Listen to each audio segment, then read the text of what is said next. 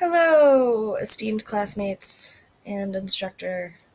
This is Chelsea Wonderly, and I am here to talk to you guys about acute myeloid leukemia, known as AML, which I will refer to it as AML for the rest of the presentation.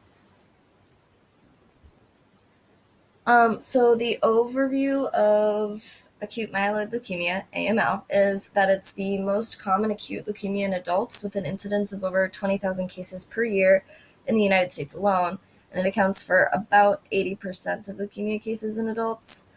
AML is a heterogeneous disease, which means it has several different etiologies.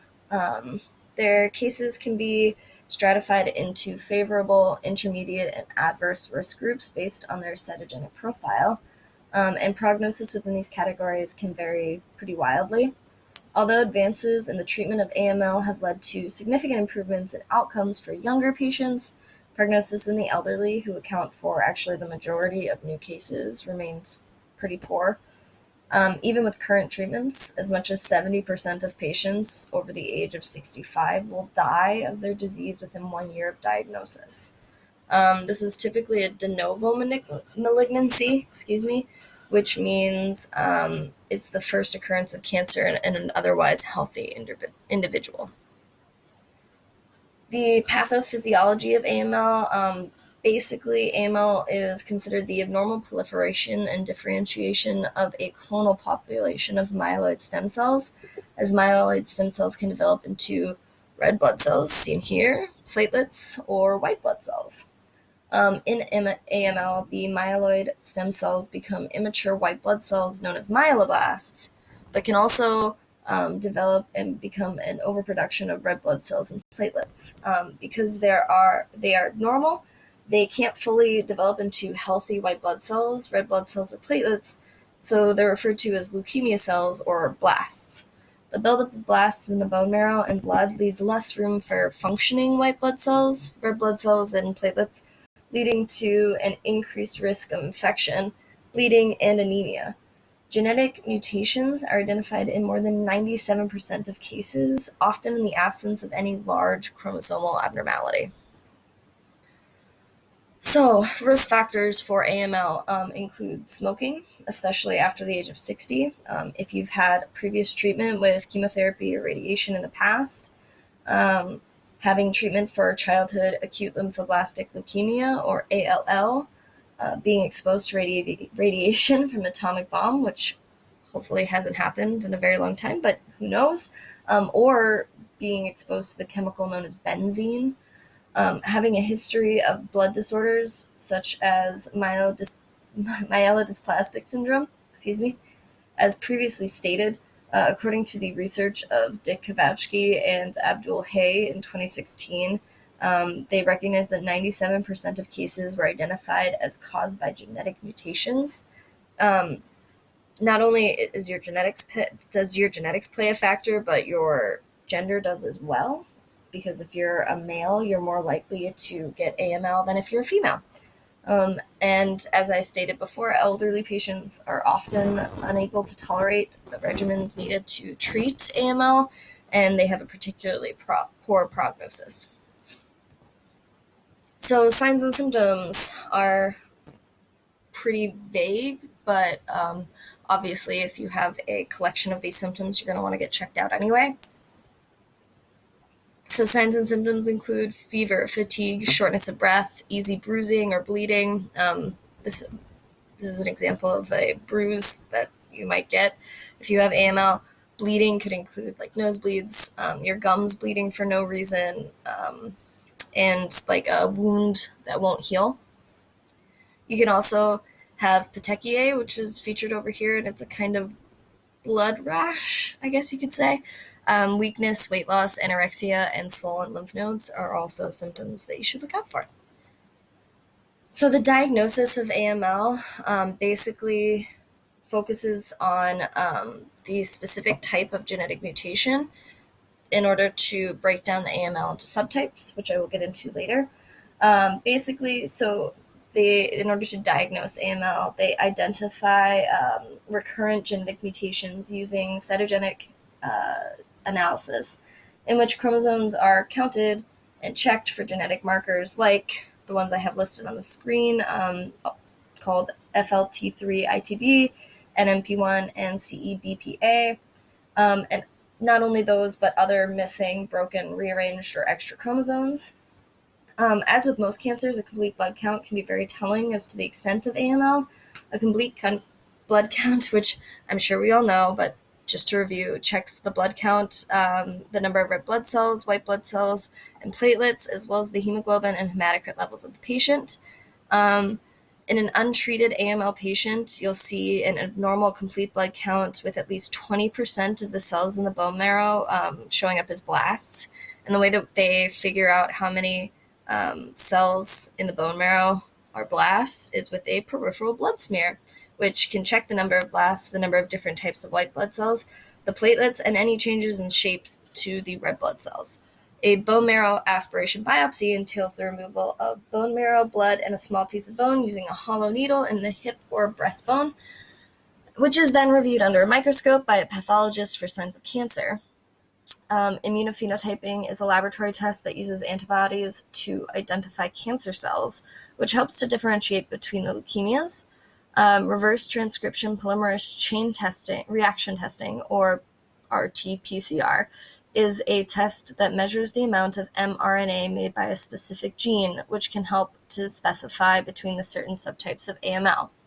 So what I'm saying is there's no standard staging system for adult AML, because patients are either described as untreated, in remission, or recurrent. But there are, however, multiple subtypes of AML based on the type of cell the leukemia develops from, which we kind of figure out using the RT-PCR. So here are the subtypes of AML. Basically, a group of American, French, and British leukemia experts got together in the 1970s and divided AML into subtypes.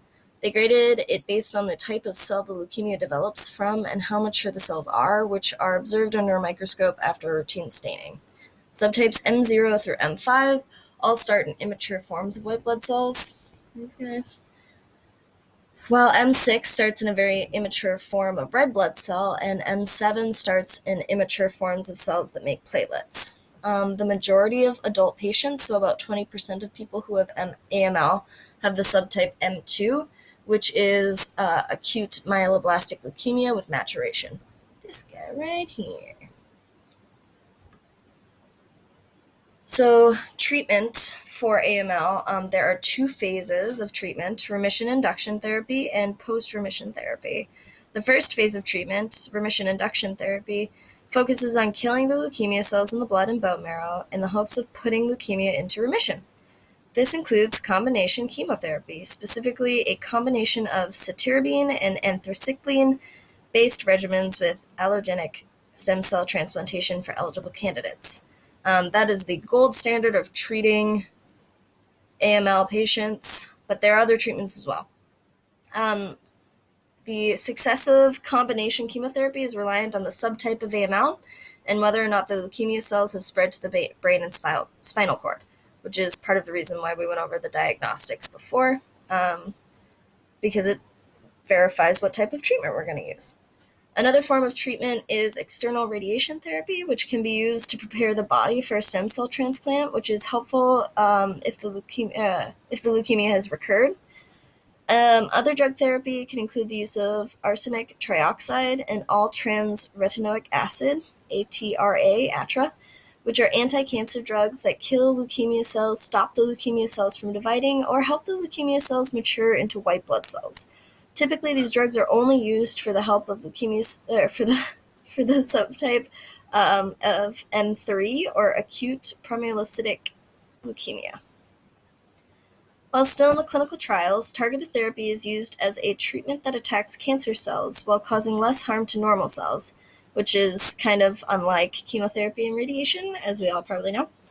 One of these specific therapies being studied for the treatment of adult AML is known as monoclonal antibody therapy, in which they make antibodies in a lab from a single type of immune system cell, and then those immune system cell antibodies can identify substances on cancer cells and attach themselves to those substances on the cancer cells, which encourage the death or the blocking of the growth, or to prevent cancer cells from spreading.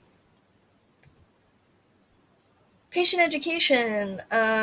So the simplest explanation for AML is that it is a cancer of blood and bone marrow cells. You might want to explain that acute means that it develops and advances quickly, and so they're going to need immediate treatment.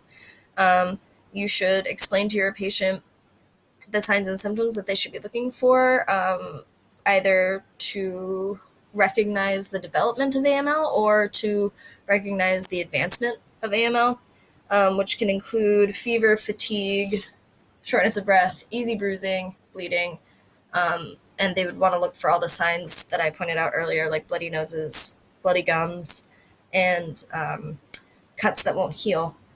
Petechiae, which I gave the example of previously, weakness, weight loss, anorexia, those all could come from anemia or the treatment of AML, and then swollen lymph nodes.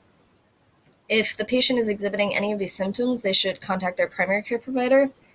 Their treatment options include chemotherapy, radiation, as well as clinical trials they can partake in. For a comprehensive review of AML, the symptoms, and treatment, patients should follow the link provided in the slideshow. Oh my gosh, I'm sorry. Slideshow, which is right here, which is a government-run site that helps to explain and break down, in the most simple terms, different types of cancer. Major nurse management. So the major goals of nurses for patients should include managing their pain appropriately, controlling their risk for infection, maintaining their adequate nutrition, their activity tolerance, and the ability to provide as much self-care as possible, and or if the patient is comfortable. Nursing interventions should include potentially applying neutropenic precautions to reduce the risk of infection, and that's going to be based on their CBC that we talked about earlier. Education for the signs of abnormal bleeding, which I've reviewed multiple times, and other symptoms of AML, explaining the risk for anorexia and weight loss from chemotherapy, and promoting a high-calorie, high-protein diet, encouraging adequate fluid intake, and following the patient's daily output. Preventing constipation is needed because they're going to be on pain medication potentially, and pain medication, as we know, can cause constipation. Providing thorough skincare, providing oral mucosa assessments every shift, and providing the appropriate level of education and support the patient requires to make informed decisions for their autonomy. That's basically it. Thank you so much for watching and paying attention and listening. I appreciate every one of you. I hope you have a great rest of the semester.